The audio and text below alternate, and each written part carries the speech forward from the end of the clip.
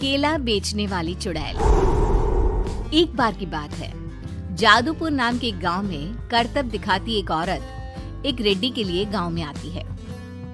आइए आइए मेहरबान कदरदान, खाइए रोहड़ा के ताजे ताजे केले। कभी खाए नहीं होंगे ऐसे केले, पीले पीले केले खाइए। ये कहकर रोहड़ा हाथों में 4 केले लिए उन्हें सर्कल में जोर जोर से हवा में उछालती हुई करतब दिखाती है, जिसे देखकर आसपास के सारे बच्चे अपने अपने मम्मी पापा से उस औरत के पास जाने की जिद करने लग जाते हैं। पापा, ऐसा तो सर्कस में बॉल से होता है ना? ये आंटी तो केले से कर रही है। चलिए ना पापा, देखते हैं। रोहड़ा एक पतली सी तार पर चलती हुई केलों से करतब दिखाती है। आते जाते सभी लोग बाहर रुककर उसके करतब देखते हैं और वाह वाही करते नहीं थकते। जैसे ही एक आदमी पास आकर उसे पैसे देने लग जाता है, तब वो कहती है, अरे नहीं नहीं साहब, मैं करतब तो बच्चों के मन को बहलाने के लिए करती हूँ। धंधा तो मेरा केले का है। पीछे देखो मेरी रिड्डी, जो भी मेरे केले खाएगा मेरी तरह चुस्त दुरुस्त और तंदुरुस्त हो जाएगा। पता चलता है क्या कि मेरी उम्र 55 की है। अरे पर ऐसे ठंड के मौसम में कोई केला क्यों खाएगा? ये ऐसे वैसे केले नहीं है साहब, ये शरीर में गर्मी देते हैं। ठंड को दूर भगाए जो भी रोहिणा के केले खाए। पापा, अगर मुझे केले नहीं मिले तो मैं घर नहीं जाऊंगी। तभी उसके पापा कहते हैं कि बेटा, केले ठंड में कभी गर्मी नहीं देते। ये सब कहने की बातें हैं, सामान बेचने का तरीका है इनका। पर पिंकी नहीं मानती। मैं केले खाऊंगी। पिंकी की जिद के आगे नत्थू हार जाता है और उसे केले खरीद कर दे देता है। पिंकी खुश होकर केले घर ले आकर खाती है। अब मैं भी करतब करूंगी, कितना मजा आएगा। जादुई केले। पिंकी पहला केला खत्म भी नहीं करती कि वो बेहोश हो जाती है। दूसरे केले से एक काला धुआं आता है और रोहड़ा चुड़ैल बनकर बाहर निकल आती है। मेरे भूतिया केले बच्चे न खाए, ऐसा हो ही नहीं सकता। जादूपुर वालों, कब तक बचोगे? आ गई हूँ मैं रोहड़ा, जिसका कोई नहीं कर सकता सामना। रोहड़ा पिंकी को गोद में उठाकर काले धुएं में कहीं गायब हो जाती है। शाम के वक्त नत्थू घर लौटता है और पिंकी को घर में ना पाकर उसकी माँ से कहता है, माँ पिंकी कहाँ है? अरे बेटा, उसे तो तू सुबह करतब दिखाने ले गया था ना, फिर कहाँ वापस आए तुम दोनों? मुझे लगा तू उसे अपने साथ मंडी ले गया होगा। हे भगवान, मेरी बच्ची कहाँ गई? मैं उसे घर ही तो छोड़कर गया था माँ। नत्थू गांव के घर कोने में अपनी बेटी को ढूंढता है, पर उसे वो कहीं नहीं मिलती। परेशान होकर आके रो रो कर नत्थू हिम्मत हार कर घर लौट आता है। अगली सुबह रोहड़ा फिर से करतब दिखाने आती है और इस बार पिंकी की तरह रोनी केले खरीद लेता है।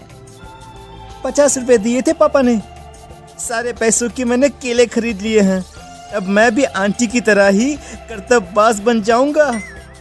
यही सोचते हुए रोनी केले खाता है और पहला अकेला केला आधा खत्म भी नहीं करता कि चुड़ैल उसके सामने आ जाती है। मेरे साथ चलने का समय आ गया है रोनी। ये तो बस शुरुआत है। अब इस गांव के सारे बच्चे धीरे धीरे मेरे कब्जे में होंगे, एक बच्चा भी नहीं बचेगा। ये कहकर रोना रोनी को गोद में लेकर काले धुएं में अदृश्य हो जाती है। इसके बाद हर रोज गांव में से कोई ना कोई बच्चा गायब होता, पर ऐसा क्यों हो रहा है किसी को भी समझ में नहीं आ पा रहा था। रोज की तरह अपनी बेटी पिंकी की तलाश में नत्थू गांव के एक तालाब के पास बैठा रो रहा था। कहाँ गई मेरी पिंकी? शकुंतला के जाने के बाद एक वही तो मेरा सहारा थी। अरे उसकी आत्मा कोस रही होगी मुझे कि मैं अपनी बच्ची को संभाल भी नहीं पाया। नत्थू ये कहता हुआ रो ही रहा था कि तभी तालाब में से उसे शकुंतला की आवाज सुनाई देती है। कहाँ थी तुम शकुंतला? हमारी बच्ची और सारे गायब हुए बच्चे रोहड़ा के कब्जे में हैं। वो बच्चों को जो केले देती है उससे बच्चे बेहोश हो जाते हैं और उसके कब्जे में आ जाते हैं और वो उन्हें ले जाकर काली दुनिया में ले जाती है। पर वो ऐसा क्यों कर रही है? ये मैं नहीं जानती, पर उस दुनिया का रास्ता मैं आपको बता सकती हूँ। जहां ये नदी खत्म होती है वहां एक केले का पेड़ है, उसके नीचे एक दरवाजा है, वहीं से रास्ता जाता है उस दुनिया का। ये कहकर शकुंतला की आत्मा गायब हो जाती है। गांव के सभी लोग झुंड बनाकर उसी रास्ते से काली दुनिया में चले जाते हैं और वहां देखते हैं कि सारे बच्चे वहां काम कर रहे थे। पापा मुझे ले चलो यहाँ से। पापा पापा। सभी बच्चे अपने मम्मी पापा से लिपट जाते हैं। तो तुम लोग यहाँ तक आ गए? क्यों हमारे बच्चों को पकड़ लिया तूने? तुझे शिकार ही बनाना है तो ले, हम सब आ गए हैं, हमें खा ले। नहीं, मुझे बच्चे चाहिए। मेरे बच्चे के बदले तुम लोगों के बच्चे। क्या मतलब? मैं इसी गांव में रहने वाली एक औरत थी। केले की चोरी के इल्जाम में मेरे बेटे को गांव वालों ने इतना मारा कि वो मर गया। उसी दिन मैंने ठान लिया कि गांव वालों का भी वही हाल करूंगी। कुछ दिन बाद बेटे के चले जाने के दुख में मैं भी मर गई और मेरी भटकती आत्मा एक चुड़ैल बन गई। और फिर मैंने बदला लिया तुम सबके बच्चे छीनकर। बर्दाश्त नहीं कर पाए ना? सोचो मुझ पर क्या बीती होगी। हमें माफ कर दो रोना। पता नहीं ये किसकी गलती थी, पर हम सभी माफी मांगते हैं। हमारी खुशियां लौटा दो, तुम भी तो एक माँ हो। गांव वालों की बात सुनकर रोना का मन पिघल जाता है और वो बच्चों को छोड़ देती है। उसके बाद काली दुनिया बच्चों के लिए जादुई दुनिया बन जाती है।